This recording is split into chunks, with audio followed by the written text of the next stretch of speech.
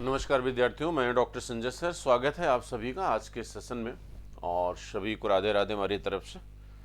आज का टॉपिक है आपका आर्यों की समस्या और समाधान। ठीक है, आपका ये बहुत ही जेन्युइन टॉपिक है। यहाँ से हमेशा प्रश्न आपके पूछे जाते हैं, तो इसको हम लोग जो है थोड़ा सा ब्रीफ करके अच्छे से इसको डिस्कस करेंगे कि आर्य वास्तव में थे कौन। ठीक है, आज का जो टॉपिक आपका है वो है आर्यों की समस्या और समाधान। ये आपका टॉपिक है। एक बार कंफर्म करिएगा कि ऑडियो वीडियो आपका क्लियर है, कोई दिक्कत नहीं है, कोई प्रॉब्लम तो नहीं है।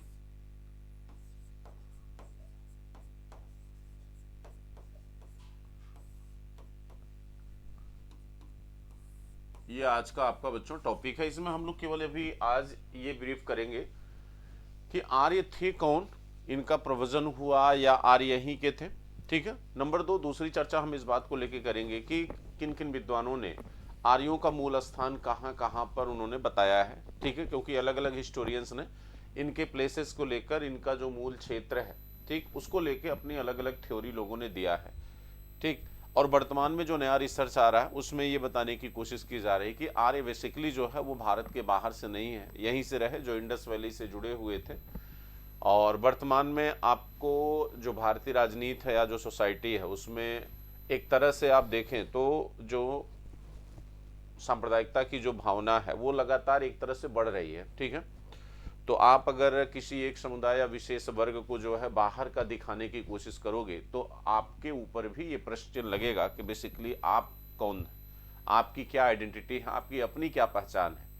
क्या अब पहचान से ही तो आर्यों का आगमन का जो टॉपिक है वो जुड़ा हुआ है कि बेसिकली आर्य जो थे वो कौन थे। वो आर्य, अगर आप अपने को आर्य मानते हो, ठीक है, तो आपके ऊपर भी एक क्वेश्चन मार्क लगता है कि आप जो है मूलतः इसी भूभाग या इसी भौगोलिक क्षेत्र से जुड़े हुए हैं या आप भी कहीं ना कहीं से बाहर से आए हुए हैं। तो उन सारी चीज़ों को हम लोग डिस्कस करेंगे। ठीक है, लेकिन एक चीज़ ध्यान रखिएगा, जब भी हम आर्य शब्द की बात करते हैं, ठीक है भाई, आर्यों का मतलब ये आर्य शब्द जो है, ठीक, ये गुणवाचक शब्द है।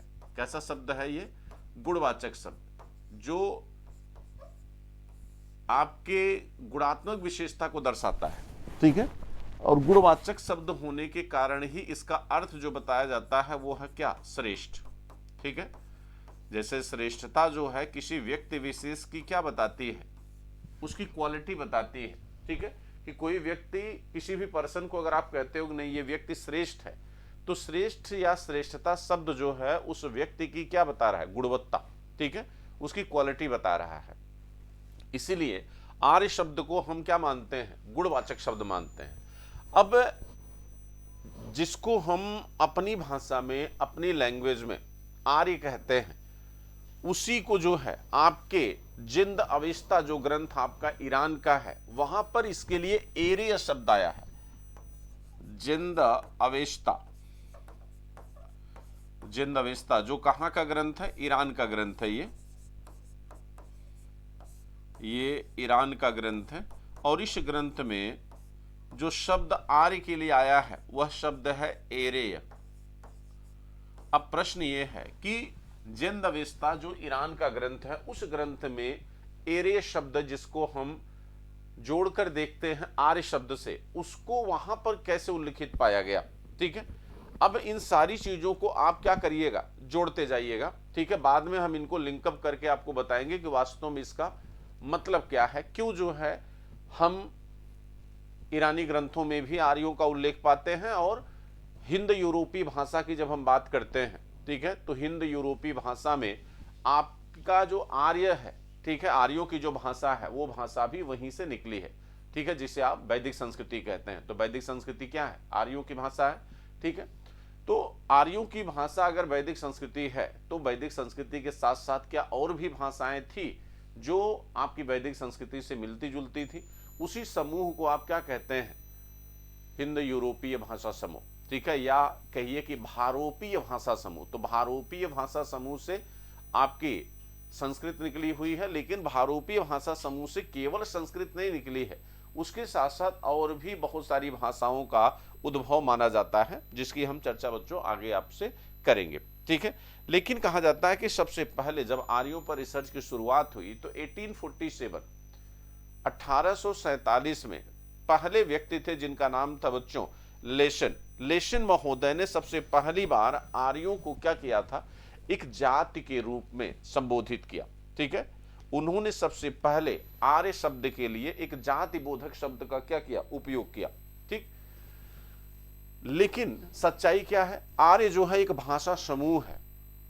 आर्य मूलतः क्या है, एक भाषा समूह का द्योतक। जैसे अगर हम कहें कि जो आर्य है, ठीक है, ये आर्य शब्द जो है ये एक भाषा समूह को इंडिकेट करता है। इसका मतलब हुआ कि एक समान भाषा बोलने वाले लोगों को क्या कहा जाता था, आर्य कहा जाता था। तो आर्य शब्द जो है जिसका अर्थ आप श्रेष्ठ लगा रहे हैं, ये बेसिकली जो है एक भाषा समूह को इंडिकेट करता है, यानी इन भाषाओं को बोलने वाले जो लोग थे वो क्या थे, श्रेष्ठ थे। ठीक है, लेकिन पहली बार लेशन नामक एक व्यक्ति थे, ठीक है, यानी प्रथम बार 1847 में लेशन महोदय ने आर्य शब्द का अर्थ जो है किससे जोड़ा, जाति से। आर्य शब्द का अर्थ जो है किससे जोड़ा, जाति से। इन्होंने कहा कि नहीं, आर्य जो है वो भाषा समूह का द्योतक नहीं है। ठीक है, आर्य शब्द का अर्थ जो है बेसिकली ये भाषा समूह से जुड़ा हुआ नहीं है। आर्य शब्द का अर्थ जो है जाति है। ठीक है, इन्होंने कहा कि नहीं, बेसिकली जो आर्य है वो भाषा समूह को इंडिकेट नहीं कर रहा, वो किसको इंडिकेट कर रहा है, वो किसी एक कास्ट विशेष, एक जाति विशेष को इंडिकेट कर रहा है।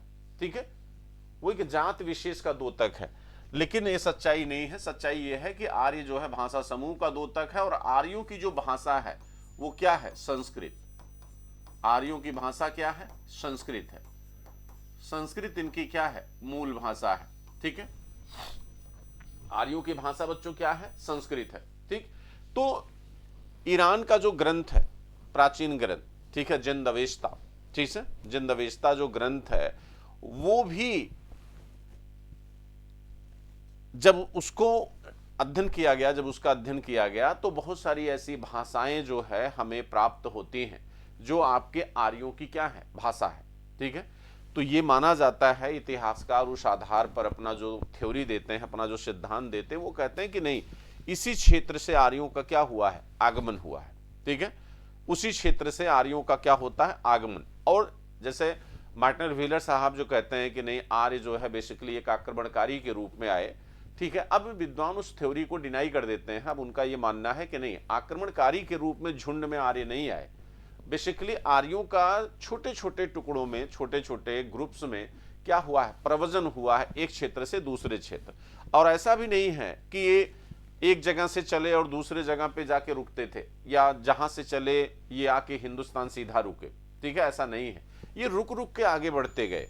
ठीक है, क्योंकि जब आप किसी पर्टिकुलर प्लेस पर आप एक समय देते हो, रुकते हो, तो वहाँ की भाषा, वहाँ की जो आपकी परंपराएं हैं, वहाँ की मान्यताएं हैं, वो भी आपके कल्चर का क्या बन जाती हैं, पार्ट बन जाती हैं। ठीक है, तो पहला ऐसा एक व्यक्ति था जिसका नाम था, इटालियन व्यापारी था, फिलिप्पो सेमेटी।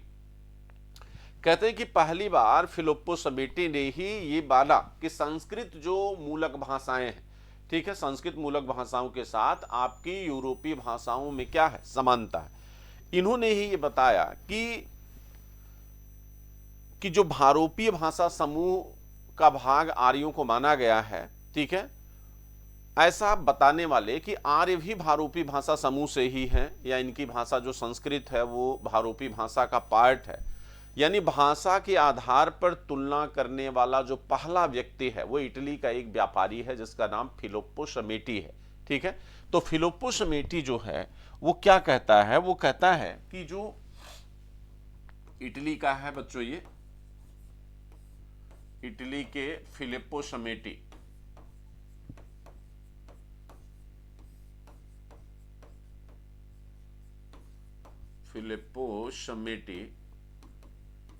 प्रथम बार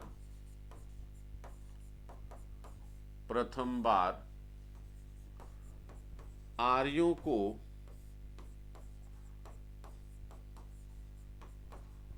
भारोपीय भाषा समूह का माना।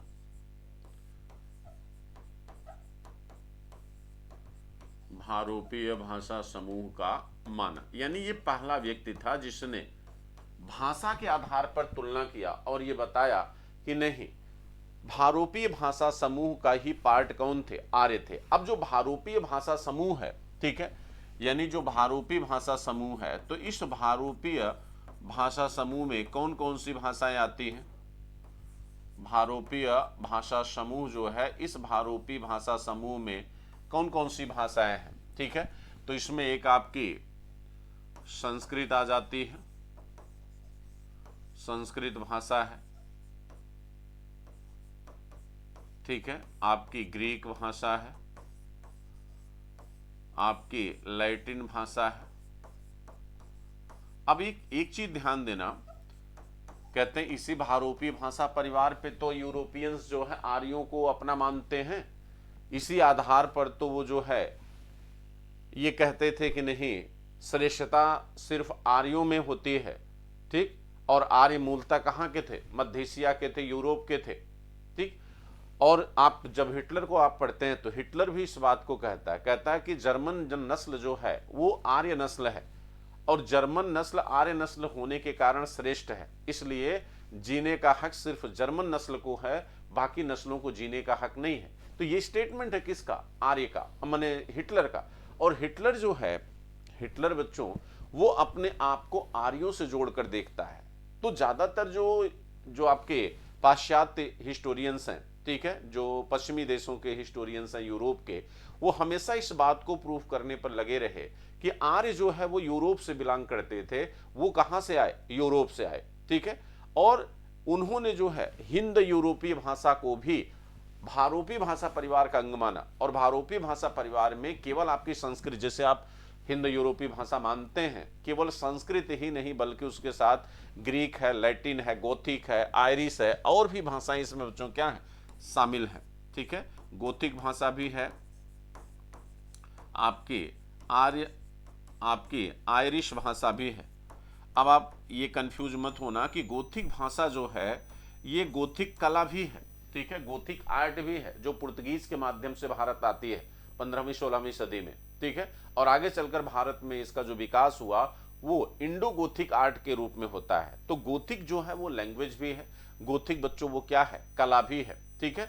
तो माना जाता है कि जो आर्य हैं वो आर्य इसी भारोपी भाषा समूह के अंग थे, और उन्होंने किस भाषा का उपयोग किया? संस्कृत भाषा का उपयोग किया। लेकिन ग्रीक, लैटिन, गोथिक, आयरिश, ठीक है, ये भाषा समूह के लोग भी इसी परिवार के सदस्य थे। इसीलिए आर्यों को ज्यादातर इतिहासकारों ने यह सिद्ध करने का प्रयास किया कि लोग जो है वो कहां से आए? यूरोप से आए, ठीक है। एक सेकंड बच्चों, आपका वो चेक कर लें क्लास सीधे चल रही कि नहीं। एक सेकंड, 1 सेकंड।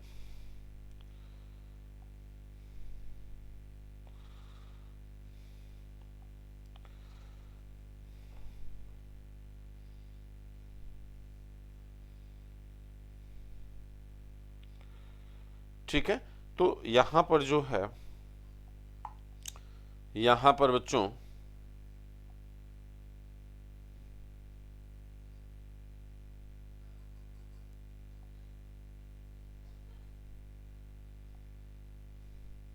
हाँ, एक सेकंड, 1 सेकंड, 1 सेकंड,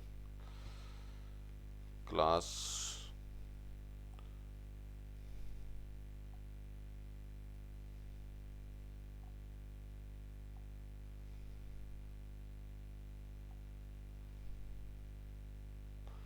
हाँ क्लियर है, ठीक है। चलिए, एक्चुअली आप लोग थोड़ा सा दिखते रहते हैं ना तो अच्छा भी लगता है, ठीक है। अब देखिए बच्चों, तो यहाँ पर जितने भी आपके यूरोपियंस थे उन्होंने ये बात प्रूफ करने की कोशिश किया कि नहीं, आर्य जो है वो कहाँ से थे? यूरोप के थे। और वो प्रूफ जो है उन्होंने करने का जो प्रयास किया वो भाषा के आधार पर किया। अब आपको पता है कि सब आपके विलियम जोन्स का नाम आप लोगों ने सुना होगा, ठीक है। विलियम जोन्स जिन्होंने एशियाटिक सोसाइटी ऑफ बंगाल को स्थापित किया था, ठीक है, 1874 में, ठीक है। तो नहीं सॉरी 1784 में, माफ करिएगा। तो विलियम जोन्स के विषय में कहा जाता है कि विलियम जोन्स पहले ऐसे पर्सन थे, पहले ऐसे व्यक्ति थे जिन्होंने भारोपीय भाषा समूह की संकल्पना को क्या किया था, प्रस्तुत किया था। एक्चुअली क्या था कि कलकत्ता सोसाइटी में ये एक भाषण दे रहे थे, उसी भाषण के समूह माने उसी भाषण के समय जो है उन्होंने ये भारूपी भाषा समूह की क्या की, संकल्पना प्रस्तुत की। तो अगर यदि आपसे पूछे कि भाई भारूपी भाषा समूह की संकल्पना किसने दिया, ये शब्द किसने दिया है, तो यह संकल्पना जो है आपके बच्चों किसकी है, विलियम जोन्स की है। ठीक है, विलियम जोन्स ने ये संकल्पना दिया है कि भारूपी भाषा परिवार में ये भाषाएं आती हैं। ठीक है, और उन्होंने ये थ्योरी दिया कि इस भाषा समूह में या इतनी जो भाषाएं हैं उनमें क्या है, एक समानता है और उन्हें हम भारूपी भाषा समूह कह सकते हैं। ये विलियम जोन्स की थ्योरी है। ठीक है, अब प्रश्न ये है कि आर्य के संदर्भ में, ठीक है, दो तरह की बच्चों समस्याएं हैं। ठीक है, एक समस्या ये है कि आर्यों के संदर्भ में समस्या क्या है। ठीक है, तो समस्या दो तरह का है। एक समस्या यह है कि इनका मूल स्थान क्या है, मूल स्थान क्या है, और दूसरी समस्या यह है कि ये कौन थे। ठीक है, ये कौन थे। इन दो तथ्यों को क्या करना है, हमें जानना है। ठीक है, कि मुख्यतः जो है आर्य कौन थे, ठीक है, और इनका मूल स्थान क्या है। तो मूल स्थान को लेकर तो अलग अलग इतिहासकारों ने अपने अलग अलग सिद्धांत दिए, अपने अपने अलग अलग आंसर उन्होंने दिए हैं। थोड़ी सी विशेषता, थोड़ी सी बात हम पहले कर लेते हैं कि ये थे कौन। ठीक है, अब आर्य कौन थे, इस बात को समझने के लिए ये सबसे जरूरी है कि हम इनकी विशेषताओं को देखें कि वह आर्यों की विशेषताएं क्या थी, क्योंकि इन्हीं विशेषताओं के आधार पर हम ये समझ सकेंगे कि ये विशेषताएं किन और जातीय समूहों से क्या होती हैं, मिलती जुलती हैं। क्योंकि विशेषताओं के आधार पर ही हम ये कॉन्सेप्ट निकाल सकते हैं कि मुख्यतः आर्य कौन थे। ठीक है भाई, हमारी परंपराएं, हमारी मान्यताएं, हमारी भाषा, ठीक है, हमारा रहन सहन जिन लोगों से मैच करेगा, हम उन्हीं के परिवार के अंग या उसी जाति समूह या उसी समुदाय के अंग माने जाएंगे।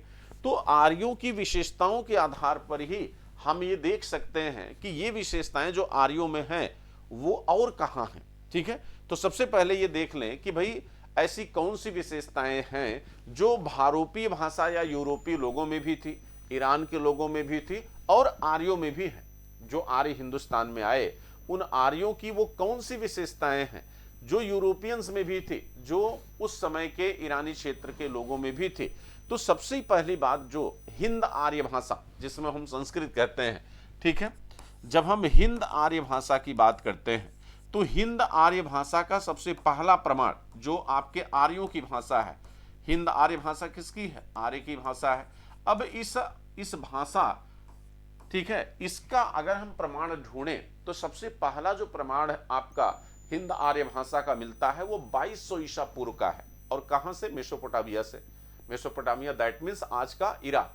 ठीक है, तो आज का जो इराक है उस इराक में सबसे पहली बार 2200 ईसा पूर्व में एक वंश था बच्चों जिसका नाम था अगेट वंश। ठीक है, अगेट वंश।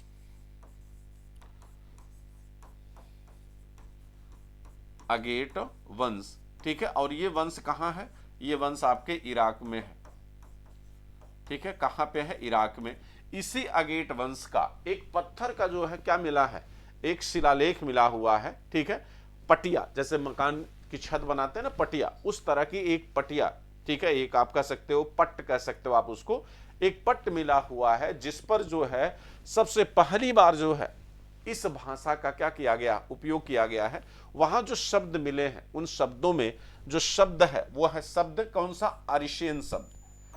जिस शब्द को पाया गया है वो शब्द है अरिशेन। और इस अरिशेन शब्द को हम किस भाषा का शब्द मानते हैं, हम हिंद आर्य भाषा का भाग मानते हैं अरिशेन शब्द को। तो अगर आपसे ये पूछे कि हिंद आर्य भाषा का सबसे प्राचीनतम प्रमाण कहाँ मिला है, तो इराक के अगेट वंश में, इराक में एक वंश था अगेट वंश जो 2200 BC का है। यानी बोगज कोई अभिलेख से भी प्राचीन अभिलेख है बच्चों, ठीक है। और वहीं पर जो है ये अरिसेन शब्द आता है, अरिसेन शब्द भी है, एक शब्द और है उसका नाम है सोमसेन, और ये दोनों शब्द जो है आपके आर्यों की आर्य भाषा यानी हिंदा आर्य भाषा के भाग माने गए। तो नंबर 1 इसका मतलब है कि आर्य पहले उस क्षेत्र में रहे होंगे, इसका मतलब ये हुआ कि ये आर्य जो है पहले उस क्षेत्र में क्या किए होंगे, रहे होंगे, तभी तो हमें वहां से ये प्रूफ मिल रहा है, ठीक है। अब दूसरा जो अभिलेख है बच्चों वो है आपका बोगज कोई अभिलेख। तो बोगज कोई अभिलेख को अगर आप देखें तो जो बोगज कोई अभिलेख है ये 1400 बीसी का है। बोगज कोई अभिलेख, ये अभिलेख कब का है, ये आपका 1400 बीसी का है, और ये कहां पे है, वर्तमान टर्की में है। वर्तमान टर्की भी आपका यूरोपियन देश में आ जाता है, तो वर्तमान ये टर्की में पड़ता है, ठीक है। अब आप जानते हैं कि इसकी जो भाषा है, ठीक है, इसकी भाषा क्या है, संस्कृत है, और संस्कृत जो है आपके हिंद यूरोपीय भाषा या हिंद आर्य भाषा समूह का भाग है। और इसका जो लिपि है, ठीक है, इसकी जो लिपि है, लिपि जो है वो कीलक लिपि है। कौन सी लिपि है, कीलक लिपि, कीलक लिपि, ठीक है। 19वीं सदी में आपके एक महोदय थे जिनका नाम था विकनर, उन्होंने इसे क्या किया, खोजा, ठीक है। विकनर ने इसको क्या किया, खोजा, ठीक है। कौन सी लिपि को, माने आपके बोगज कोई अभिलेख को इन्होंने क्या किया, खोजा। तो बोगज कोई अभिलेख में बेसिकली आप देखें तो हिंद यूरोपीय भाषा का उपयोग किया गया है, संस्कृत भाषा। और ये जो बोगज कोई अभिलेख है आपका बच्चों, ठीक है, कहते हैं जो बोगज कोई अभिलेख है, ये बोगज कोई अभिलेख एक तरह का एग्रीमेंट है, ठीक है, एग्रीमेंट कहिए या शांति समझौते का भाग है ये, ठीक है, बोगज कोई अभिलेख। तो बोगज कोई अभिलेख जो है, ये आपका जो बोगज कोई अभिलेख है, इसमें क्या है, इसमें जो है हित्ती और मित्ती नरेश, हित्ती एवं मित्ती, हित्ती एवं मित्ती राज्य के बीच समझौता है, एग्रीमेंट है, राज्य के बीच एक समझौता है, ठीक है। राज्य के बीच क्या है, एक एग्रीमेंट है, एक समझौता है, ठीक। अब ये जो समझौता है इसी के प्रत्यक्षदर्शी हैं आपके 4 देवता, इसके प्रत्यक्षदर्शी हैं भारत के 4 देवता। अब यहां पर ये प्रत्यक्षदर्शी कैसे बन गए, ठीक है। तो 4 देवता जो प्रत्यक्षदर्शी हैं उसमें आपका कौन कौन सा है, इंद्र है, मित्र है, इंद्र, मित्र, वरुण और नाशत्य। ये जो 4 देवता हैं वो यहां कैसे आ गए, इसका मतलब हुआ कि पहले वो यहां थे, ये आर्यों के मूल देवता हैं, ठीक है। तो इसका मतलब आर्य पहले उस क्षेत्र में रहे होंगे, ठीक है। इसलिए जो है इस बोगज कोई अभिलेख में इनका नाम आता है। अब जो वर्तमान में जो एक नया थ्योरी दिया जाता है कि आर्य मूलतः बाहर से नहीं आए थे, आर्य जो है बेसिकली भारत के थे और हमारी जो प्राचीन सभ्यताएं हैं उन्हीं के भाग थे। तो वो थ्योरी इस बात को प्रूफ करती है, इस प्रमाण को वो कहती है कल्चरल और ट्रेडिशन का या व्यापारिक माध्यम से ये यहाँ पे चीजें आई होंगी। वो ये नहीं मानता कि नहीं आर्य पहले टर्की वाले क्षेत्र में रहे होंगे और चूंकि आर्यों के देवता हैं और फिर वो आर्य वहां से इधर आए, ठीक है। वो ये कहते हैं कि नहीं, ये मुख्यतः ये जो है व्यापारिक संबंधों का परिणाम रहा होगा, ठीक है, जिसकी वजह से हमारे देवता वहां पर दिखाई देते हैं या उस अभिलेख में हमारे देवताओं का क्या आता है, उल्लेख आता है, ठीक है। तो बोगज कोई अभिलेख जो है बेसिकली जो है आपके हित्तनी और मित्ती नरेश जो है उनके बीच का क्या है, एक समझौता है, ठीक है। उनके बीच का क्या है, एक एग्रीमेंट है, ठीक है। उस समय के जो हित्ती राजा थे उनका नाम क्या था, सघिलुयुम, ठीक है, सघिलुयुम। ये जो यहाँ के राजा हैं हित्ती राजा थे सघिलुयुम, सघिलुयुम, ठीक है। ये यहाँ के बच्चों क्या थे, राजा थे। और जो मित्ती राजा हैं जो आपके जो मित्ती राजा हैं, ठीक है, मित्ती राजा का जो नाम है बच्चों, ठीक है, वो है मतिवजा, ठीक है। तो मतिवजा जो है वो क्या है, आपके मित्ती राजा हैं, ठीक, मतिवजा। और इन्हीं 2 राजाओं के बीच जो है ये क्या होता है, एग्रीमेंट होता है।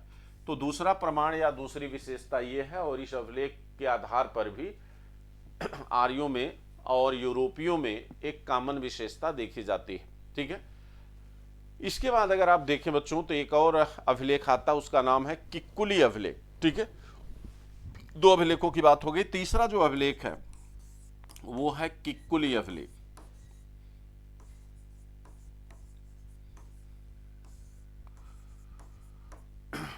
किक्कुली अभिलेख। अब इससे पहले वाला जो अभिलेख आपका है, ठीक है, बोगजकोई, वो आपको पता है एशिया माइनर नामक स्थान से पाया गया है। ठीक है, और जो आपका किक्कुली अभिलेख है ये भी वहीं से है, ये भी आपके बोगजकोई के टर्की से है, बगल में ही है, ये भी बोगजकोई के टर्की में ही है, तो जस्ट एकदम बगल में ही है ये अभिलेख भी। ठीक है, ये अभिलेख भी वहीं पे है, लेकिन इसमें थोड़ा सा अंतर है। इसमें अंतर क्या है, जैसे आपने अभी देखा बोगजकोई अभिलेख बेसिकली जो है वो क्या है, वो एग्रीमेंट है, वो एक तरह से जो है दो राज्यों या दो राजाओं के बीच का एक समझौता है। लेकिन ये जो अभिलेख है बच्चों, जिसका लेखक भी कौन है, विक्कुली, उसी के नाम से ये है, बल्कि इसका जो लेखक है, इस अभिलेख का लेखक है वो है विक्कुली। विक्कुली जो है इसका क्या है, लेखक है। ठीक है, विक्कुली जो है वो इसका क्या है, लेखक है। ठीक, तो विक्कुली जो है इसका बच्चों क्या है, लेखक है, और विक्कुली के माध्यम से जो है यहाँ पर बेसिकली जो अभिलेख ये लगाया गया है, ये घुड़दौड़ के पॉइंट ऑफ व्यू से लगाया गया है। ठीक है, इसमें बताया गया है कि यहाँ पर क्या होती थी, घुड़दौड़ होती थी। ठीक है, और आप ये जानते हैं कि आर्यों की भी जो सबसे मुख्य पसंद थी जानवरों में वो कौन थे, घोड़ा। इसीलिए आपके ऋग्वेद में घोड़े का जो उल्लेख है वो कितनी बार आया, 275 बार, सॉरी 275 नहीं, कुछ है, मतलब गाय से ज्यादा है। ठीक है, गाय जो है वो दूसरे स्थान पर है। ठीक है, घोड़े का जो उल्लेख है वो गाय से अधिक है। ठीक, 275 शायद इंद्र का है, 215 है, घोड़े का कितना है, 215। ठीक, गाय का कितना है, 176 है। ठीक है, फिर उसके बाद किसका आता है, वृषभ का आता है। ठीक है, वृषभ का 170 है, वृषभ माने बैल। ठीक, तो यहां पर जो है इस अभिलेख में घुड़दौड़ का उल्लेख किया गया है कि यहां पे घुड़दौड़ होती थी, और घोड़ा जो है वो आर्यों का मूल जानवर माना जाता है। ठीक है, कहते हैं कि आर्यन की संख्याओं का उल्लेख भी इस अभिलेख में आया है। ठीक है, तो ये अभिलेख दो तरह से इंपॉर्टेंट है। एक तो इंपॉर्टेंट ये है कि इसमें घुड़दौड़ का उल्लेख है, और घोड़ा जो है वो आर्यों का क्या है, मूल जानवर है। ठीक है, और दूसरा जो इसमें उल्लेख आता है वो आता है आर्यों की संख्याओं का। आर्यों की संख्याएं, यानी जिन संख्या का उपयोग आर्य करते थे उसी संख्या का उपयोग जो है यहां पर किया गया है। आर्यों की संख्याओं का उल्लेख भी हुआ है। जैसे संख्याओं में कौन कौन, जैसे पंचवर्तन।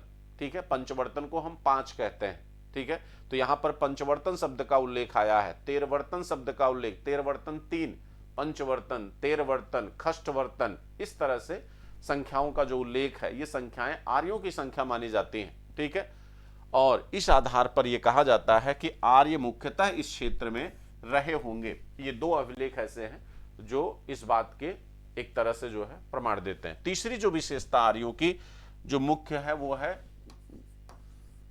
वो है अश्वपालन। अगर हम अश्वपालन के आधार पर आर्यों को देखें, ठीक है, तो आर्य जो है मूलतः बच्चों क्या थे। ठीक है, इनकी जो मूल पहचान है आर्यों की वो क्या है, घोड़ा। ठीक है, घोड़े का जो स्थान इनके जीवन में है वो बहुत ऊंचा है। ठीक है, घोड़े का जो उल्लेख है अगर आप देखेंगे तो ऋग्वेद में जो ऋग्वेद है इसमें जो घोड़े का उल्लेख है, घोड़े का उल्लेख ये कितनी बार है, तो घोड़े का उल्लेख इसमें जो है वो 215 बार आता है। ठीक है, गाय का कितना है, तो गाय का 176 बार, 176। और आपका गाय के बाद जो है आपका वृषभ अगर देखो तो वृषभ की चर्चा जो है 170 टाइम, तो 170 टाइम वृषभ की चर्चा की गई है। ठीक है, आर्यों का सबसे मूल जानवर जो है वो क्या है, वो घोड़ा है। ठीक है, कहते हैं कि आर्यों का सबसे प्रिय पशु घोड़ा था। रथ दौड़ का उल्लेख आपके संस्कृत ग्रंथ ऋग्वेद में भी मिलता है। ऋग्वैदिक कालीन जो समाज है उस समाज में जो है, हालांकि गाय आर्थिक रूप से सबसे ज्यादा महत्वपूर्ण थी। ठीक है, क्यों, इसलिए क्यों ये मूलतः आर्य क्या थे, पशुपालक थे। ठीक, कबीलाई समाज था इनका। तो गाय जो है इनके जीवन का एक महत्वपूर्ण पार्ट थी, इसलिए गाय को अघन्या कहा गया है। ऋग्वेद में गाय के लिए अघन्या शब्द आता है, ठीक है। और आपके वैदिक देवता देखिए तो वैदिक देवताओं को भी जो है जानवरों से जोड़कर बच्चों देखने की कोशिश की गई है। बहुत सारे जानवर जो है आपके वैदिक देवताओं के वाहक माने गए हैं, ठीक है। आपके देवताओं को भी जानवरों से जोड़कर क्या किया गया है, दिखाया गया है, ठीक। अब प्रश्न ये है कि जिस आर्यों का मूल या सबसे महत्वपूर्ण जानवर घोड़ा था, क्या इस घोड़े का ऐसा कोई पुरातात्विक प्रमाण हमें मिलता है जिस आधार पर यह सिद्ध हो सके कि ये जो घोड़े की जो प्रणाली है ये पश्चिम से पूरब की तरफ आई, यानी आपके मध्य एशिया से होते हुए भारत में घोड़े या घोड़े के पालन या घोड़े जैसे जानवर को जो है आपने जो अपने जीवन में इतना महत्व दिया, क्या ये परंपरा मूलतः भारत की है या ये परंपरा मध्य एशिया या पश्चिम से भारत की तरफ बच्चों क्या है, आई है, ठीक है। तो इसे हम केवल साहित्य के आधार पर ही नहीं, अब तो पुरातात्विक रिसोर्सेज भी इतने मिल गए हैं जिसके आधार पर ये आप कह सकते हैं कि नहीं, ये मूलतः जो है पश्चिम से भारत की तरफ आई, ये परंपरा जो है पश्चिम की परंपरा थी। अब जैसे आप देखें बच्चों तो कहा जाता है कि हड़प्पा सभ्यता में अगर हम घोड़े के प्रमाण को देखें तो घोड़े का प्रमाण जो है नगड़े है, ठीक है।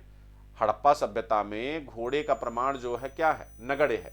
लेकिन अगर पूरे भारतीय उपमहाद्वीप की अगर हम बात करें कि पूरे भारतीय उपमहाद्वीप में घोड़े का जो पुरातात्विक प्रमाण है या जो साहित्यिक प्रमाण है वो कहां पे दिखता है, ठीक है। तो इसकी शुरुआत चलिए हम भारतीय उपमहाद्वीप से थोड़ा और आगे बढ़ जाते हैं, ईरान से कर लेते हैं। ईरान में सबसे पहली बार श्याल्क शब्द देखते हैं। ईरान में घोड़े के लिए कौन सा शब्द आता है, श्याल्क शब्द। ये श्याल्क जो है ये घोड़े के लिए उपयोग किया गया शब्द है, ठीक है। घोड़े के लिए जो आपकी ईरानी भाषा है वहां पर श्याल्क शब्द का बच्चों क्या किया गया है, उपयोग किया गया है। और मुंडीगाग जो है वो अफगानिस्तान में है, ठीक है। तो मुंडीगाग से हमें घोड़े का क्या मिल जाता है, प्रमाण मिल जाता है। मुंडीगाग जो है ये कहाँ पे है, अफगानिस्तान में, ठीक है। और यहाँ से हमें घोड़े का क्या मिल गया है, पुरातात्विक प्रमाण मिला है, ठीक है। यहाँ से हमें घोड़े का पुरातात्विक प्रमाण मिला।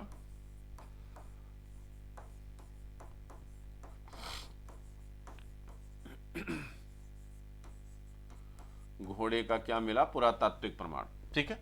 अब देखिए ईरान से आप आगे बढ़ोगे तो अफगानिस्तान पड़ता है, समझ गए कि नहीं। भारतीय महाद्वीप का पार्ट है आपका अफगानिस्तान, ठीक। और भारतीय महाद्वीप में मुंडीगाग से जो है हमें घोड़े के क्या मिल रहे हैं, पुरातात्विक प्रमाण मिल रहे हैं। इसके बाद जब आप आगे बढ़ेंगे तो माना जाता है कि एक स्थान आपका है गलीघाई, ठीक है। गलीघाई, गलीघाई जो है ये पाकिस्तान में है। गलीघाई, गलीघाई, गलीघाई ये सियाच एक क्षेत्र है पाकिस्तान का, सियाच क्षेत्र कहां पे, पाकिस्तान में, ठीक है। यहां पर घोड़े का प्रमाण मिला, ठीक है। यहां पर बच्चों क्या मिलता है, घोड़े का प्रमाण मिला, ठीक। इसके बाद आपका जो है पिराक, पिराक कहां पे है, बलूचिस्तान, ठीक है। पिराक, पिराक दक्षिणी बलूचिस्तान, ठीक है। ये आपका बलूचिस्तान यानी पाकिस्तान का ही पार्ट है। बलूचिस्तान में भी प्रमाण मिला,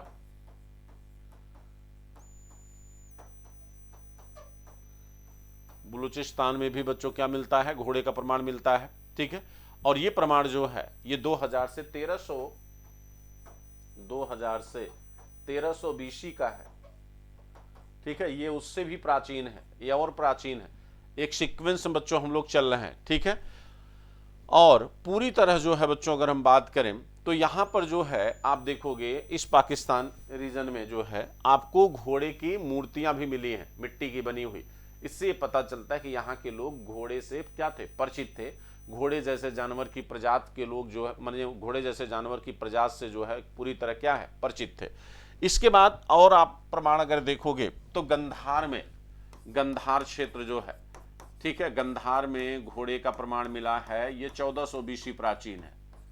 कितने बीसी प्राचीन है, 1400 बीसी प्राचीन है, ठीक है। गंधार, गंधार क्षेत्र आप जानते हैं, गंधार राजधानी थी आपके 16 महाजनपदों में, एक महाजनपद आपका क्या था, गंधार हुआ करता था। ठीक है। अब आप सोचिए कि अगर इन प्रमाणों के आधार पर, ठीक है, इन प्रमाणों के आधार पर हम देखें तो आपका एक हड़प्पा का प्लेस है सुतका गेंडोर, ठीक है, वहां से भी घोड़े के कुछ अवशेष मिले हैं इंडस वैली में। ठीक है, आपने उसको पढ़ा होगा।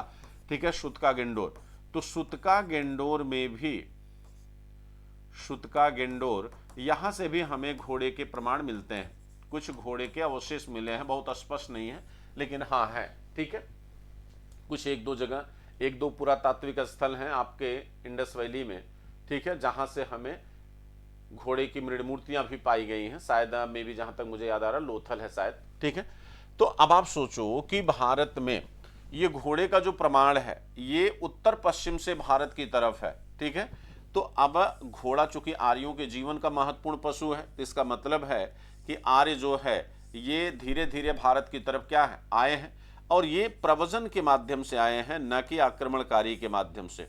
ठीक है, तो घोड़ा अगर इनका मूल जानवर है और घोड़े के प्रमाण हमको उन स्थानों में दिखाई दे रहे हैं, तो हम ये कह सकते हैं कि आर्य जो है भारत से भारत में बाहर से आए। ये अभी आपको उन प्रमाणों के हम माने बात कर रहे हैं जिनके आधार पर आप ये कह सकते हैं कि आर्य मुख्यतः जो है वो कहां से आए, बाहर से आए।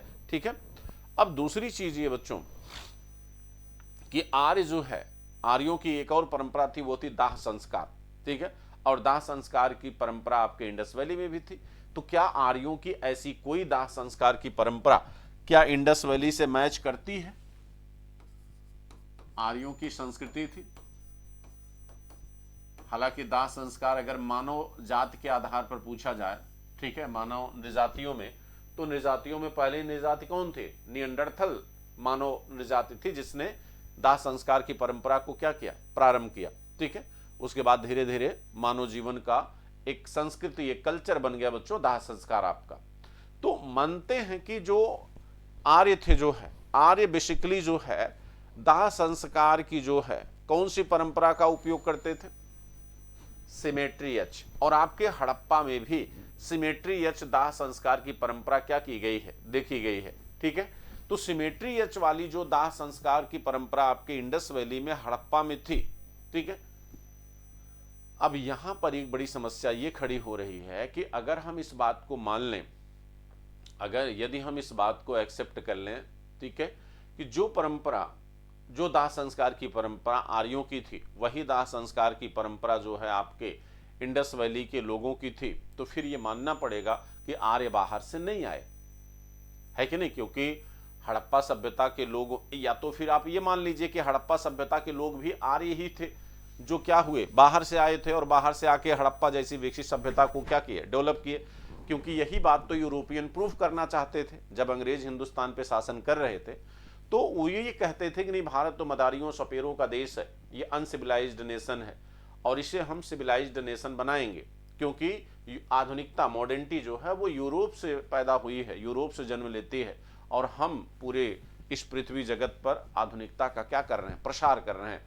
और उस आधार पर अगर हम देखें तो जब 5000 साल पुरानी इंडस वैली जैसी सभ्यता भारत के लोगों में या भारत में पाई गई, तो अंग्रेजों के सामने सबसे बड़ा एक क्वेश्चन मार्क ये क्रिएट हो गया, खड़ा हो गया कि भाई हम इनका कैसे जवाब दें, इसको कैसे जस्टिफाई करें कि जिस भारत को हम अंधकार युग, अंधकार देश कहते हैं या अनसिविलाइज्ड नेशन कहते हैं, वहां पर अगर इतनी डेवलप सभ्यता इनके पूर्वजों के द्वारा डेवलप की गई है, तो हम इसे कैसे जस्टिफाई करेंगे।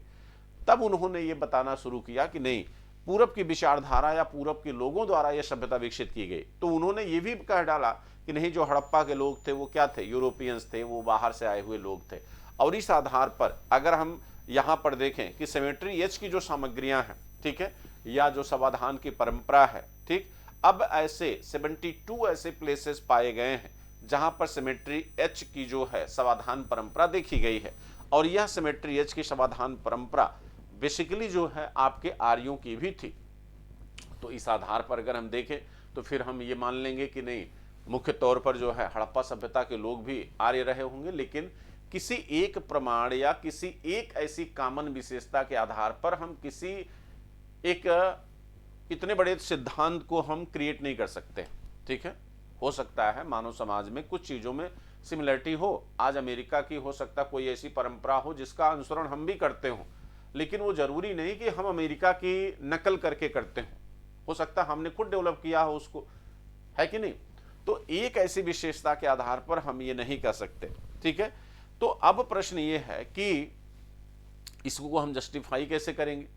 अगर हमारे और उनके बीच, इंडस वैली या आर्यों के बीच अगर किसी स्तर पर समानता है तो इस संस्कृति को कैसे आप डिफाइन करोगे, ठीक है। तो ये कहेंगे भाई कि यह संस्कृति निश्चित ही यहाँ नए लोगों के आगमन का क्या है, सूचक है।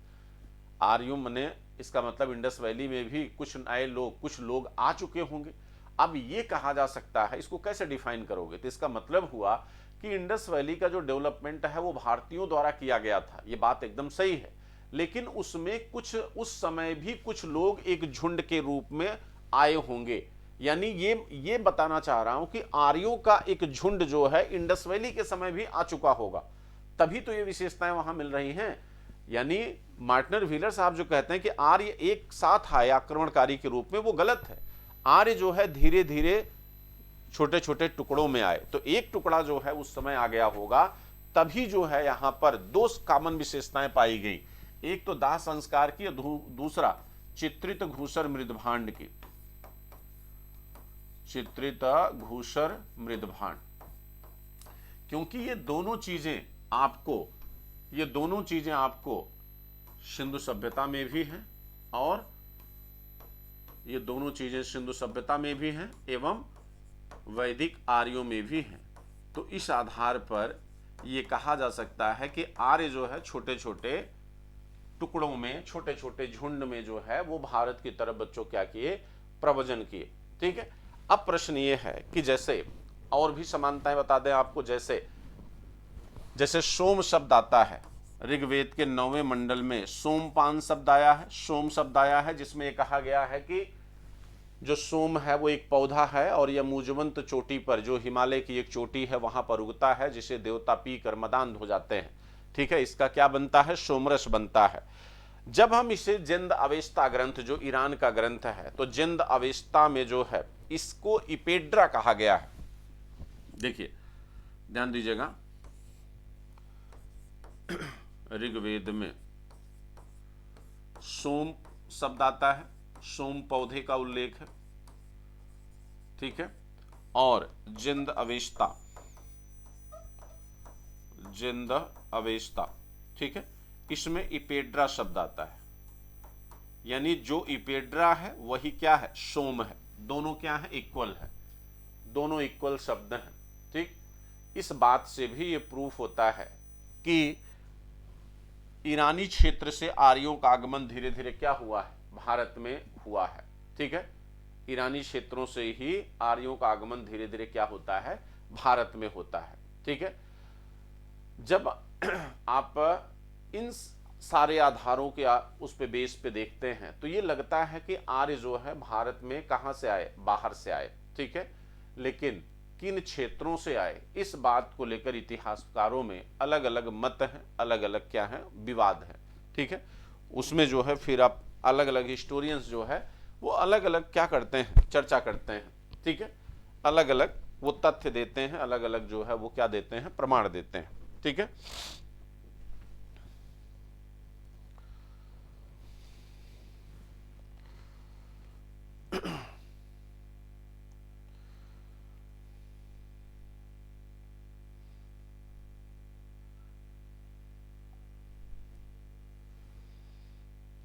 ठीक, तो अब हम आते हैं कि किस इतिहासकार ने या किस हिस्टोरियंस ने कौन कौन से ऐसे प्लेस हैं जिनको आर्यों का मूल स्थान माना है, ठीक है। तो कुछ लोगों ने भाई विदेशों को ही अपना केंद्र बनाया है, ठीक है, यूरोपीय प्रदेशों को कुछ लोगों ने केंद्र बनाया, तो कुछ लोगों ने जो है एशियाई क्षेत्रों को केंद्र माना है, ठीक है। तो इस आधार पर हम देखेंगे कि भाई आर्यों के मूल स्थान के रूप में कौन कौन से ऐसे लोग हैं, ठीक है, जिन्होंने अपने अलग अलग सिद्धांत दिए हैं। आर्यों का मूल स्थान, तो आर्यों के मूल स्थान को लेके तीन तरह की थ्योरी दिखती है। यूरोपीय मानने वाले, एशियाई क्षेत्र बताने वाले।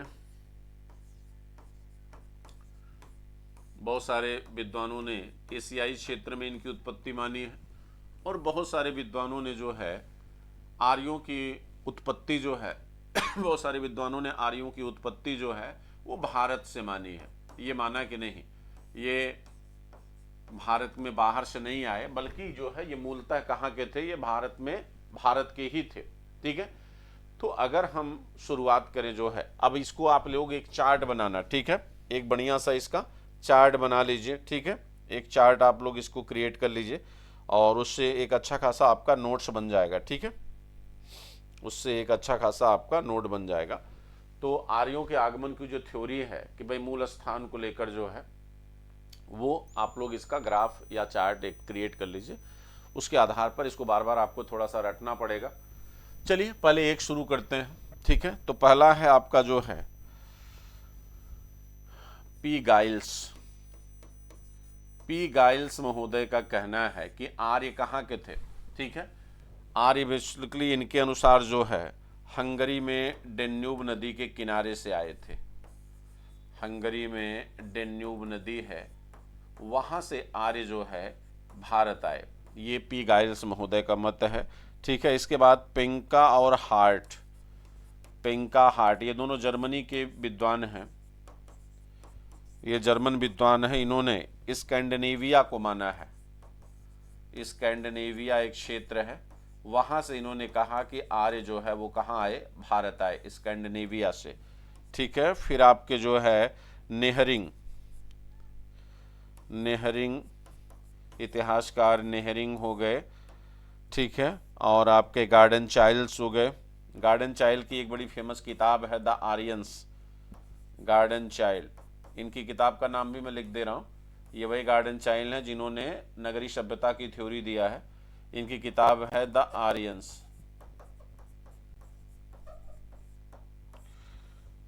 ठीक है, और इन्होंने, इन दोनों लोगों ने जो माना है, इनके अनुसार जो है दक्षिणी रूस जो है वो आर्यों का मूल केंद्र है। दक्षिणी रूस जो है वो आर्यों का क्या है, मूल केंद्र है। ठीक है, फिर अगले जो मैं इधर लिख रहा हूं आप लोग उसको बनाते जाइएगा। ठीक है, अभी पहले का ही चल रहा है। फिर आपके बच्चों मॉर्गन हैं, मॉर्गन महोदय मानते हैं कि पश्चिमी साइबेरिया, इनके अनुसार आर्य भारत में कहां से आए, पश्चिमी साइबेरिया से आए। साइबेरिया, पश्चिमी साइबेरिया से आर्य भारत आते हैं। ठीक है, फिर आपके जो है आपके मारिया गियाश बुराश एक नए हिस्टोरियंस हैं, मारिया गियाश बुराश। मारिया गियाश बुराश ने ये माना है कि दक्षिणी रूस तथा दक्षिणी यूक्रेन, दक्षिणी रूस एवं दक्षिणी यूक्रेन,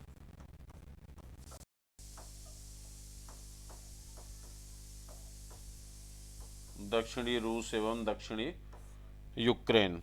ठीक है,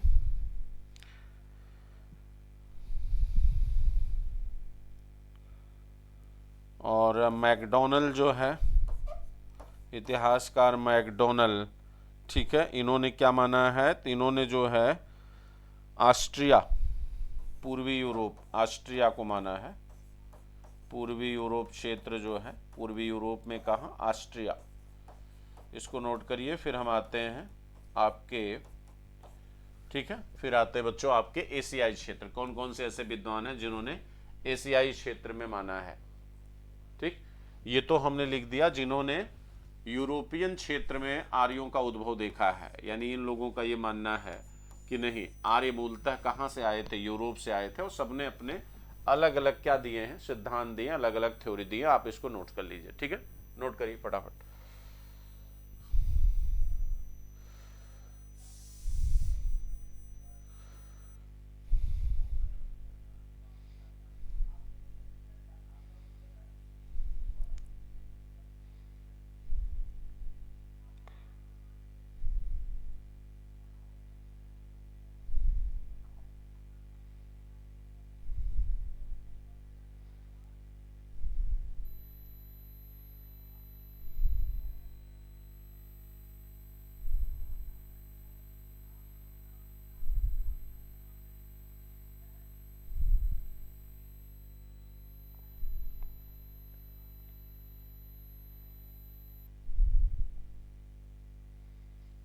चलें आगे। चलिए अब देखते हैं एशियाई क्षेत्र।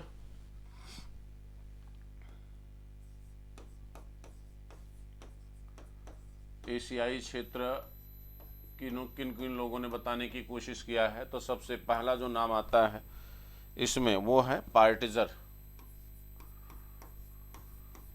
देखिए, एक तो विदेशी इतिहासकार पार्टिजर हैं और दूसरे आपके भारतीय हैं दयानंद सरस्वती। दयानंद सरस्वती और पार्टिजर दोनों ने आर्यों का मूल क्षेत्र जो है तिब्बत माना है। ठीक है, तिब्बत माना है। दूसरा जो है मैक्स मूलर, कहा जाता है कि मैक्स मूलर पहला व्यक्ति है जो तार्किक आधार पर, ठीक है, तर्क के आधार पर, मैं यहां लिख दे रहा हूं, तर्क के आधार पर इन्होंने मध्य एशिया क्षेत्र माना आर्यों का, और यही सबसे ज्यादा क्या है, फेमस भी है। और मध्य एशिया में इन्होंने अलग अलग क्षेत्र बताया है। ठीक है, जैसे मैं आपको यहाँ पे दिखा देता हूँ मध्य एशिया में इन्होंने किन किन क्षेत्रों से आर्यों का संबंध जोड़ा है। ठीक है, एक तो कैस्पियन सागर, इन्होंने कहा कि इस क्षेत्र में आर्य रहते थे। कैस्पियन सागर क्षेत्र में भी इन्होंने आर्यों को माना है। ठीक है, और आपका जो है काला सागर क्षेत्र, वहाँ भी आर्यों का स्थान इन्होंने माना, काला सागर हो गया। आपका पामीर का पठार क्षेत्र, पामीर पठार क्षेत्र, वहाँ भी इन्होंने माना। इसके बाद जो है आपका सिरदरिया क्षेत्र, सिरदरिया ये तुर्किस्तान में पड़ता है, सिरदरिया क्षेत्र ये आपके तुर्किस्तान में पड़ता है। इन क्षेत्रों में इन्होंने आर्यों का मूल स्थान मानने की क्या की कोशिश की, और इन सबको एक शब्द में समेट दीजिए तो उसे हम क्या कहेंगे, मध्य एशिया कहेंगे। अब मध्य एशिया की थ्योरी केवल मैक्स मूलर की थ्योरी नहीं है, यही सेम थ्योरी जो है आपके एक और इतिहासकार ने दिया है, ठीक है, जिनका नाम है जेजी रोड्स। जेजी रोड्स, हालांकि जेजी रोड्स ने पहले दिया था, इनकी जो थ्योरी है जेजी रोड्स की 1820 की थ्योरी है। 1820 में ही जेडी रोड्स ने कह दिया था कि आर्य का स्थान कहाँ है, मध्य एशिया, लेकिन उसे तर्क के आधार पर प्रूफ करने वाला पहला व्यक्ति कौन है, मैक्स मूलर। मैक्स मूलर की जो थ्योरी है ये 1859 की है। इसका मतलब है कि अगर क्वेश्चन में कभी भी ये पूछ ले कि सबसे पहले मध्य एशिया की थ्योरी किसने दिया, कि आर्य मूलतः मध्य एशिया के थे, तो वो पर्सन है जेजी रोड्स। जेजी रोड्स ने फर्स्ट टाइम ये बताया कि आर्य मूलतः कहाँ के हैं, मध्य एशिया हैं। देन आफ्टर आपके मैक्स मूलर साहब इस बात को प्रूव करते हैं, और वो आर्कियोलॉजिकल बेस पर उन्होंने प्रूव करने की कोशिश किया कि आर्य मूलतः कहाँ के हैं, मध्य एशिया के हैं। ठीक है, और आपको बता दें बच्चों, आपके एक बड़े हिस्टोरियंस हैं, एक बड़े बेहतरीन पर्सनालिटी रहे आपके बाल गंगाधर तिलक। ठीक है, तो बाल गंगाधर तिलक ने जो अपनी किताब लिखी थी बच्चों, उस किताब में Arctic home in the Vedas, Arctic home in the, Arctic home in the Vedas, ये उनकी किताब है, किसकी, बाल गंगाधर तिलक की, जिस किताब में उन्होंने आर्यों का मूल केंद्र जो है उत्तरी ध्रुव माना है। ठीक है,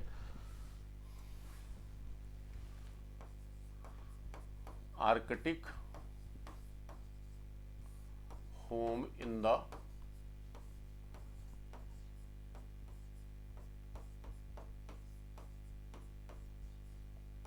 Arctic home in the Vedas. ठीक है, ये किताब है आपकी,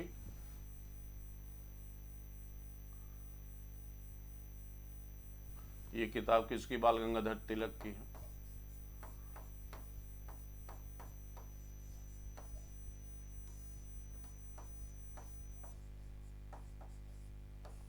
और इन्होंने आर्यों का मूल केंद्र उत्तरी ध्रुव माना है।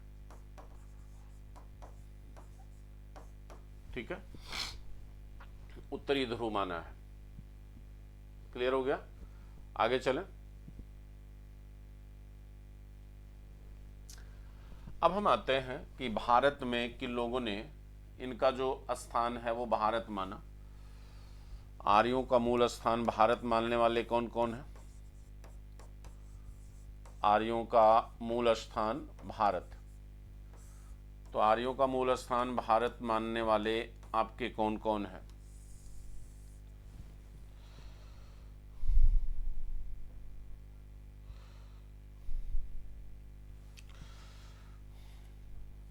अब देखिए इसमें कौन कौन आता है। अविनाश चंद्र दास की अभी एक लेटेस्ट किताब आई है,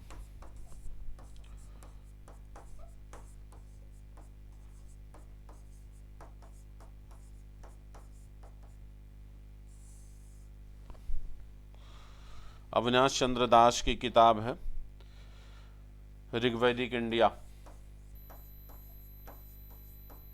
ये बुक है ऋग्वैदिक इंडिया। इसी किताब में इन्होंने ये कहा है, ये मैं नीचे लिख दे रहा हूँ कि ये क्या है, एक बुक है। इस किताब में इन्होंने आर्यों का मूल स्थान सप्त सिंधु क्षेत्र माना है। इनका कहना है कि आर्य कहाँ से आए, सप्त सिंधु क्षेत्र से आए। ठीक है, अविनाश चंद्र दास जो है। दूसरा जो है आपका है बच्चों आपके श्री संपूर्णानंद, इन्होंने भी यही सेम कॉन्सेप्ट दिया है। संपूर्णानंद यूनिवर्सिटी भी है, इन्होंने भी सप्त सिंधु क्षेत्र माना है। इन्होंने भी कहा कि आर्य कहाँ के हैं, सप्त सिंधु क्षेत्र के। ठीक है, सप्त सिंधु क्षेत्र माना। तीसरे बच्चों आपके डी.एस. त्रिवेदी हैं, डी.एस. त्रिवेदी साहब ने, इन्होंने कहा कि आर्य कहाँ के हैं, आर्य आपके देविकानंद प्रदेश के हैं। देविकानंद प्रदेश मुल्तान क्षेत्र को कहते हैं। देविकानंद प्रदेश ये आपके मुल्तान क्षेत्र को बोला जाता है।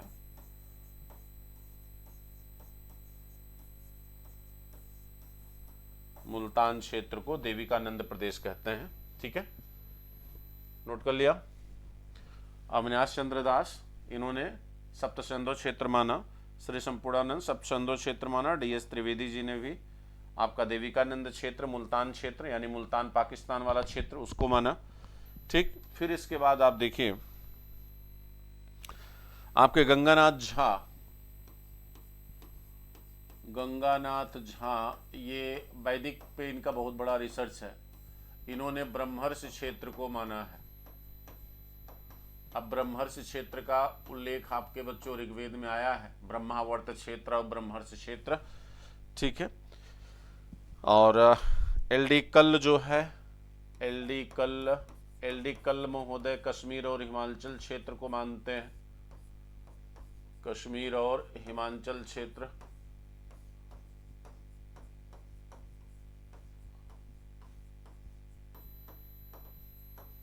कश्मीर और हिमाचल क्षेत्र को मानते हैं। राजबली पांडे की अभी किताब है, उत्तर प्रदेश बिहार मानते हैं, ये मध्य प्रदेश मानते हैं। राजबली पांडे ये अभी लेटेस्ट है। तो राजबली पांडे जो है ये आर्यों का मूल स्थान जो है ये मध्य प्रदेश को बताते हैं।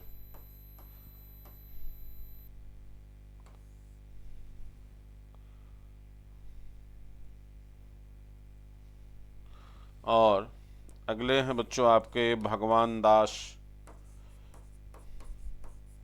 गिडवानी। भगवान दास गिडवानी जो है ये भारत को मूल क्षेत्र बताते हैं, भारत को मूल क्षेत्र मानते हैं। इनकी एक किताब है द आर्यंस रिटर्न्स,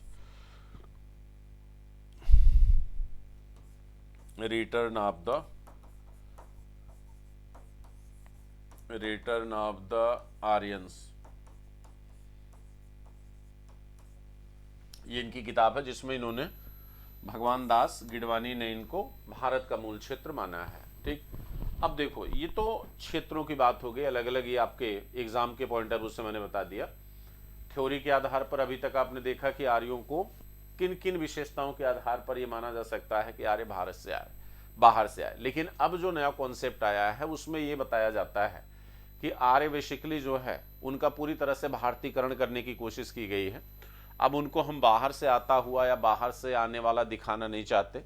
अब हम ये मानते हैं कि जो हमारे यहाँ इंडस वैली सिविलाइजेशन थी या जो न्यूलिथिक कल्चर था उसी से जो है जो डेवलपमेंट हुआ या उसी से जुड़े हुए जो लोग हैं वो आर्य थे। ठीक है, तो यह एक तरह से आर्यों के भारतीकरण का सिद्धांत है। ठीक है, या इसे देशी उत्पत्ति का मत कह सकते हो आप। तो अब हम इस बात को धीरे धीरे स्वीकार करने लगे कि ये बाहर से नहीं है, लेकिन जो यहाँ पे जो प्रूफ और प्रमाण है उनके अनुसार ये लगता है कि नहीं, आर्य जो है यूरोपियन क्षेत्र से जो है वो धीरे धीरे एक छोटे छोटे झुंड के तौर पर जो है वो भारत में आए। ठीक है, चलिए थैंक यू। आज के लिए यहीं पर हम लोग फिर मिलते हैं कल नए सेशन से नए टॉपिक के साथ। थैंक यू, धन्यवाद आप सभी को हमारी तरफ से, धन्यवाद।